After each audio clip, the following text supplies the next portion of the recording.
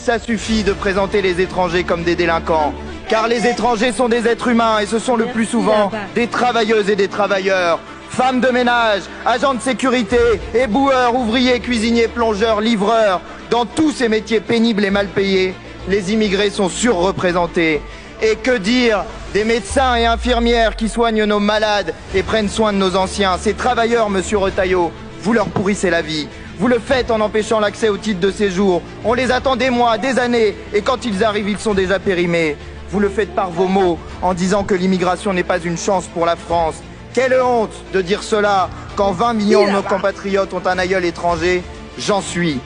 Vous aimez l'histoire de France, monsieur Retailleau, la voici. C'est celle du Vénézuélien Miranda qui combat à la bataille de Valmy. Celle des étrangers naturalisés en 1848 pour avoir fait la Révolution et établi la République.